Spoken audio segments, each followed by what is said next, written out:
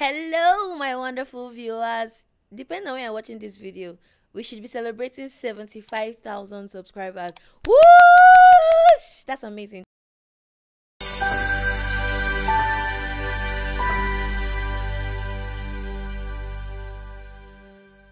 I want to thank you guys so much for subscribing, for loving my content, sharing with your friends, watching over and over and over again. God bless you richly. Very soon, 100K. Oh, shay. So keep watching, keep subscribing. And if you've not subscribed, you're 75K subscribers too late. But it's still not too late for you because you can be among my first 100K subscribers. So that when I reach 1 million subscribers, you'll be like, I was there, I was there in the early days. But please subscribe to my channel. And welcome. Here I talk about love, life, and faith. And my name is Laji Iren, just the same name of the channel. So we're like namesakes and stuff. So today I'm going to be talking about things to do in your first year of marriage. These were some things looking back, I wish I did. I think some things I did or we did, but looking back, if I were to do it all over again, I'm married 10 years this year, November, by God's grace. God's been good. It's been beautiful. God has really helped us. And my husband, if you're watching this, know I love you. I would not rather do life with anybody else but you. So I'm grateful for that. But here are some things that if you're in your first year, this will be helpful things that you can do. This will be helpful things for you. And then even if you're not in your first year, even if you're in your 10th year or you're in your 19th year, I think that these are some foundational things. Or if you're about to get married, I think that these are some things that will really help you. Some foundational systems that you can build to help you in your marriage as you go ahead. But if you're in your first year, this is primarily for you. But even if you're not in your first year, it's still going to work. Hallelujah. Glory. All right, let's go. So the first thing I would say is establish a culture of devotion. So the thing is, many couples talk about having a culture of devotion. Many couples argue about having a culture of devotion. So many times you have scenarios where they're like, it's time for us to pray. And the person's like, one person's like, you pray. The other one is like, you pray. And it's like, I prayed yesterday. Yeah, but I prayed today. But you're the end of the supposed to tell us to pray. Should I be the one that... And then they argue about praying. And the major thing that praying together is supposed to do, which is to build intimacy. Conversations about devotion now even push you further apart. So don't just talk about a culture of devotion. And it doesn't have to be we are praying together 1 hour every day. It can just be when we wake up, we should pray together regardless of where we are in the world, or every 2 days, every 3 days, 3 times a week, 4 times a week, every weekday, every night. What this will do is it will help you create that culture and consistently sustain that culture even after your children come. And I think it's so important because it also builds a foundation that pushes the devil away and brings you guys closer together. So establish a culture of devotion. I would recommend that as something to do together in your first year of marriage. And it doesn't have to be every single day. You can start small, but I think it's important that you pray together as often as possible. And if you start that in your first year and you maintain that consistently, it will help you throughout the course of your marriage. Another thing to do in your first year of marriage, and I know you should have done this when you're dating, but even when you get married, I think it's important that you talk about your expectations from each other, your expectations from the marriage, what you hope to achieve as an individual, and how your spouse can help you, and vice versa. And for conversations like this, it's very important that you speak, but it's also more important that you listen. You see, many times marriages face issues because of unmet expectations, where before you got married, you expected that every night before you go to sleep, you and your spouse wear matching pajamas and you cuddle, and you've been imagining that. But then you get married and your spouse doesn't even wear pajamas in the first place. Talk less of cuddling to sleep. So the thing is, each and every one of us have expectations that we want from our spouse. And the truth is, many times in the dating phase, because of how emotional you are and how happy you are to just spend the rest of your life with this person, we never really get to the chance where we can communicate what our vision is vis-a-vis what this person's vision is, and try to figure out what will work. So many times what happens is that marriages face challenges because of unrealistic or even uncommunicated expectations. So it's a good thing where every year you guys can come together and say, okay, this is my desire for the year. These are the things that I would expect from you as a spouse. Or even you can even take this approach where you say, so this is how I want to be a better husband to you this year, or this is how I want to be a better wife to you this year, and present it to your spouse. And then your spouse can now say, okay, well, so this really works for me, this does not really work for me. So that way you are putting yourself in a position to serve, but in a position to serve in love in a way that your partner understands and appreciates. And I think that the first year is really the year to do that. Talk about your expectations, sexual expectations, that one saved the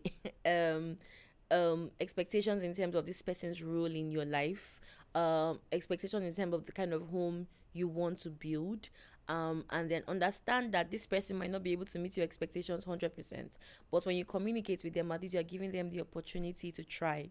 The truth is that marriage is not school where somebody must score 100% or 90% or 70% to pass in your books. Marriage is a journey of growth and understanding, and if you can get that, it really helps you, as opposed to just expecting this person to be all and do all. But if you know that it's a journey of growth and understanding, then you'll have a beautiful first year, and you set the foundation for a most beautiful marriage. Another thing to do in the first year of marriage is to decide on a system of handling conflicts. Please, I know I've been calm, but for this one, please hold your ear.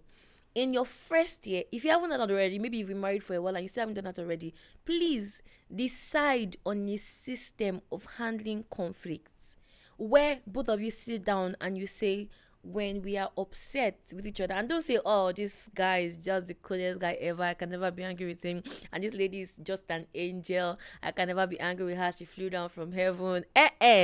You're going to face conflicts, and it's good that you are prepared, because if conflict makes you unprepared, it will not be funny. So decide on a system of handling conflicts. When we are angry, this is what we do. When we're trying to resolve a matter, this is what we do. And this is a good time to begin to read books, take those classes, watch those videos that talk about handling conflict before conflict even arises.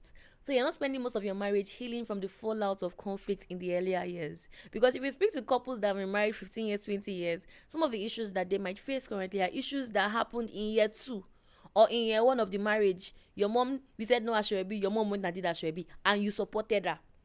We said we wanted small wedding. Your own parents went and did big wedding, and you supported them. And that's why your parents have been interfering since you got married. So you must make sure that you have a system of handling conflicts where you are not just pushing things under the rug. Because the truth is, the more you hurt each other without dealing with the issues, the more distant you become. And many people assume that the things that break marriages are big wounds, big hurts. This person did something. No, sometimes it's little wounds. So if, for example, somebody has a big cut on their leg and you put that leg inside salt water, they're going to react, and people expect that. But if on that same leg the person begins to have little cuts that don't heal, and you put that leg inside salt water, the results might still be the same thing. So you want to make sure that you have a system of handling conflicts where, of course, forgiveness has a part to play, but where each person feels seen, each person feels heard, and where you know and understand that the fact that we disagree doesn't mean that we are not made for each other. It just means that we need to put some work into understanding each other. So you can be, okay, these are some words not to use, these are things not to say, this is the time to give. Because the truth is that marriage will reveal to us parts of ourselves that we may not have known existed. And so in that first year, you who thought you were always calm are now put in a situation where your patience is being tested. And maybe you've never been put in that situation before. Maybe between you and your friends, you guys never argue, but now you're married. So what doing this in the first year helps you do, it helps you realize that my spouse is not the devil. But as we grow, because we are in this situation together, in this marriage situation, it's going to require more work.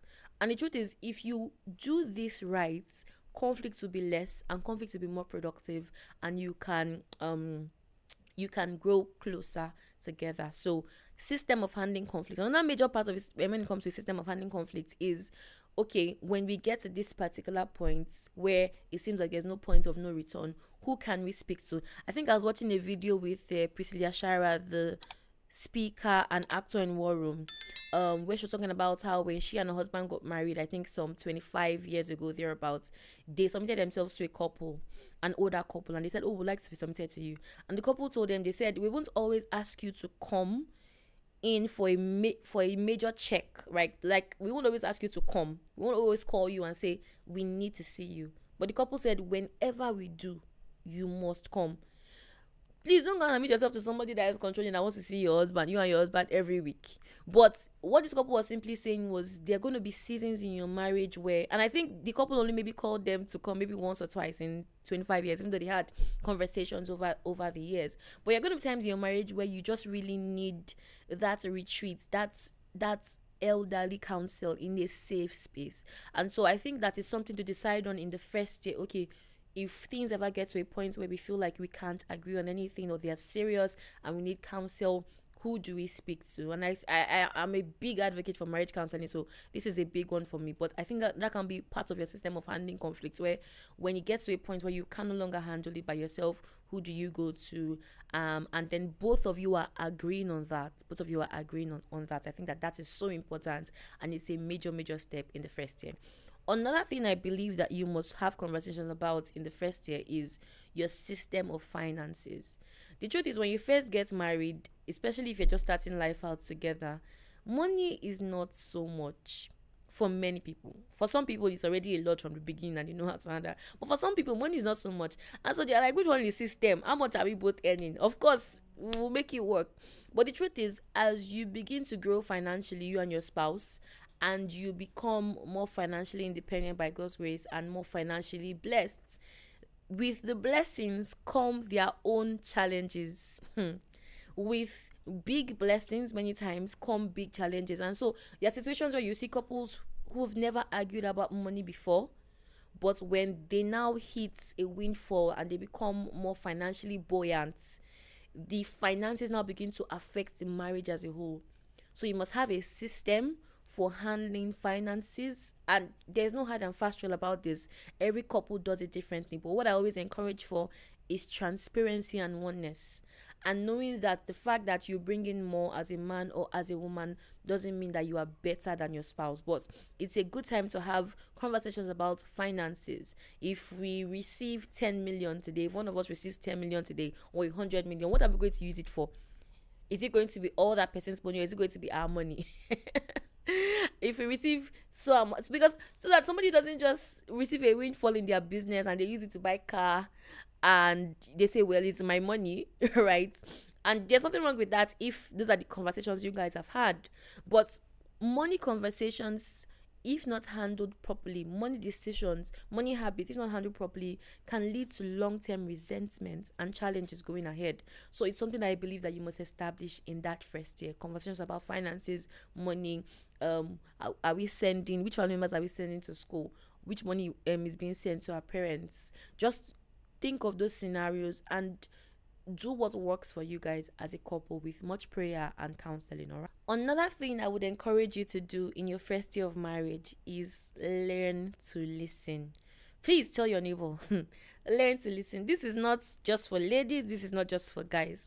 There is a tendency to, especially when you just get into a relationship or you just marry someone, to learn to respond. And it's a culture that can follow you through your marriage if you've not learned to do it the right way.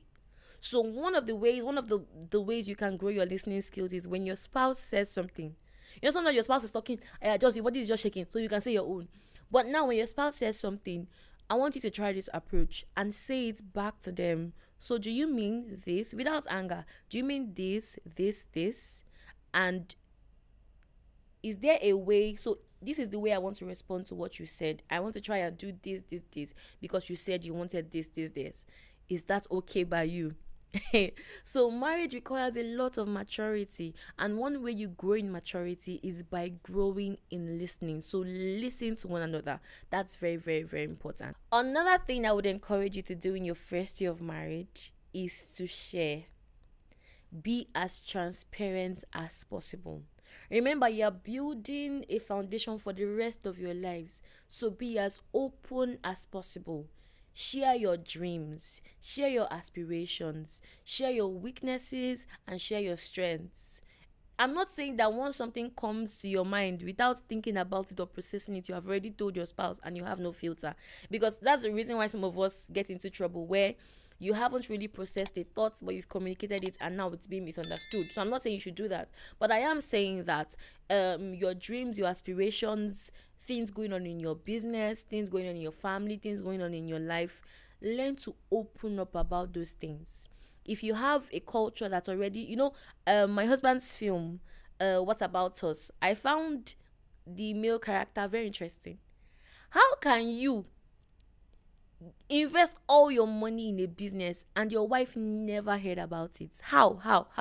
And you're having problems, she's never heard about it. So we must learn to be open. And I know many of us grew up. If you haven't seen What About Us, if it's still showing in cinemas when you watch this video, you should definitely see it. If not, by God's grace, who knows, very soon we'll get on a streaming platform. Prophetically, I'm saying it in Jesus' name, amen. But I don't know what you may have gone through as a child, or what background you may be coming from, but marriage is not a place for secrets. So share. If a guy is toasting you at the office, tell your husband. If one lady on social media is sending you nudes, tell your spouse. If you're having challenges, if you're having health issues, whatever the health issues might be, don't just buy one medication online and be keeping it. Whatever your health issues might be, your challenges, your struggles, your joys, please share with your spouse, especially from that first year, because remember, that's a foundational year. I don't know if you guys can realize that everything I'm talking about, I'm mentioning foundations, I'm mentioning systems, because scripture tells us that if the foundation be destroyed, what can the righteous do? So from when you get in, hit the ball rolling and do it right. And I wanted to mention this. I know I talked about building a culture of devotion, and that's of course family devotion between both of you, but I also think that it's important that you build a culture of devotion in terms of being planted in a church community. Me, I'm not an advocate for wife is going to this church, husband is going to the other church. If a lady gets married in my church, and I know she married somebody from another church, by God's grace, Bible believing church, if I see her in church on Sunday, I'm saying, why are you here? Why are you not in your husband's church? What happened? Because I believe it's so important that both of you are eating from the same place. All right, so that's very, very, very, very important. Hope you are learning something. I know I am. If you are, mention it in the comment section. And can you let me know if you're watching this? If it's your first year of marriage, let me know. If it's your second year, let me know. If it's your 0 year, you're still waiting on the Lord, also let me know. God will do it, and there will be favor. God puts the solitary in families, and He will connect you in Jesus' name. So let me know what year of marriage you are in. If you are about to get married, also let me know in the comments. You can do it in the chats, but also let me know in the actual comments. I'll be looking forward to reading and responding to your comments. Another thing I believe you should do in your first year of marriage is to make sure that your legal paperwork is put together. This is not a conversation about whether women should change their name or men should change their name. Oh, I didn't ask about men. But I think that you should definitely have your documents in order. Have your documents in order. If you're changing your name on your passports, or you plan to, the first year might be a good year to start the process. The truth is, before you get married, all your life you have been writing your parents as your next of kin. And now there's just this person that they say they are one flesh with you, and you have to start writing them as next of kin. So it takes a while to kind of adjust to that. But I think it's important that legally your paperwork is sorted, your passport, you know where your marriage certificate is, you have copies of it. If you decide to, your accounts, all those things, they are very, very, very, very, very important, because they help you in the long run if you need to travel or whatever situation might arise that requires legal paperwork. So in your first year, make sure you have the legal paperwork sorted. All right.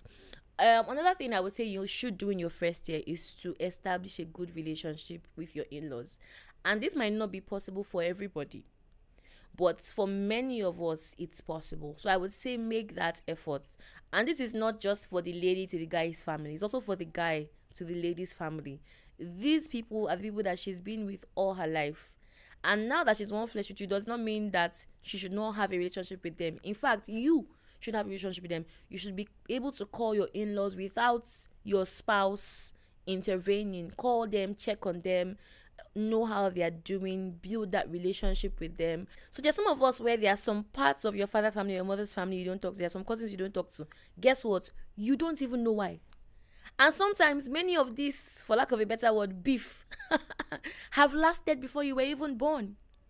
But the thing is, if when people first get married, they are making the efforts intentionally to build these relationships for the sake of the generations to come, things will be better. The truth is, sometimes you get into a family and you realize it's not everybody you can be close to. You understand? But make the efforts, work in wisdom, work in love, work in forgiveness, and let it be evident to your spouse that you love their family. Okay? Your first year of marriage, another thing that I believe you guys should definitely talk about, your plans for your lives. If you haven't talked about that before you got married, now is a good time. Plans, goals, and visions. Let it not be that one person is thinking of relocating me while the other person has said, God has called me to Nigeria and I shall never leave because my glory is here.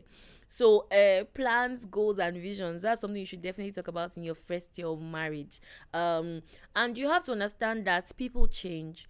There are times where some of you married somebody, the guy was a banker, was running a business, and 3 years later he's a pastor, and you're like, what happened? But I think that as your inclinations change and your interests change, these are conversations to have with your spouse, but make sure that you are planning together. Another thing I believe you should do in your first year of marriage is definitely talk about family planning. There are some people that want to wait a year or 2 years before having babies, but make sure that both of you are on the same page. And then please be sure that you are using the right birth control so that you don't use something that might run you into trouble in the future. So get a first opinion, a second opinion, and a third opinion for that. But in conversations about family planning, you also need to open yourself to the possibility that you might get pregnant before you planned. A child, especially in a marriage, a child is always a gift from God, but a child, especially in a marriage, is a gift from God. So I think I'm going to do a video I'm going to shoot it soon, for couples that are about to have a baby, they're about to have their first child. If you are watching this, you should definitely watch. If I've not posted that already, I'll be posting it soon. So I think it will really help you. But talk about family planning and also talk about your plan to raise your children. Because the truth is, we both grew up in different homes. If you grew up in the same house with your spouse, that's like incest. So it means that we both have different ideas of what parenting should be like. And the first year of marriage, especially those first few months, that's a good time, right, to begin to talk about the kind of parenting you both want to, the parenting styles you both want to explore, what kind of parents you both want to be. And then this will be my final point. The first year of marriage is also a good time to establish traditions. What are some things we should try and do every year? What are some things we should try and do every 2 years? And not just traditions that involve both of you. I hope a lot of your traditions involve both of you. I heard of a couple that writes love messages to themselves every day for 4 years. Love letters. That's so nice. Very inspiring. But even if you're not able to do that, how often do we go on a date? But you want to make sure that you don't, please hear me out, this is very, very important, that you don't judge the health of the marriage based on the perfection of the traditions. Please listen again. That you don't judge the health of the marriage based on the perfection of the traditions. So I'll explain this one. When I first got married, I'm a last born, in case you don't know. So I love birthdays. And the way they used to do birthdays in my house is, once it's 12 midnight, everybody in the house will come and sing for you. And if there's a cake, they'll bring you a cake. But then the first day I got married, my husband had tried to stay awake, but he had a long day. So he slept off. I was so upset. Oh my God. But then during the day, he really made a lot of efforts, right, to make the birthday exciting. Then something interesting happened. The older I got, the more I hated being woken up when I just slept. Like if you had a baby, for example, and you just put the baby to sleep at 11 and somebody's come to sing happy birthday at 12, and I'm like, right? And then this same culture, I remember that when I was in school, I went to the same uni with my older sister, and because we're the only two in the same university, we just during the time we were in the same hostel, in the same hall. And there were times when it would be her birthday and I would go to surprise her by 12 midnight. But my sister had started building her own tradition, different from the one we had at home, where she will be praying. So I'll be knocking, knocking, knocking, and she's praying, praying, praying. But fast forward to when I got married, I still wanted that same sing for me at 12. And I think I did communicate that to my husband after I didn't get it the first time. But then the older I got, the more I didn't want to be woken up in the middle of the night if I was not already awake.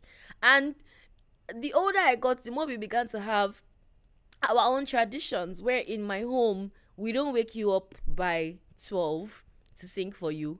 We wake you up when we think it's getting close to your waking up time, which is by 7 a.m.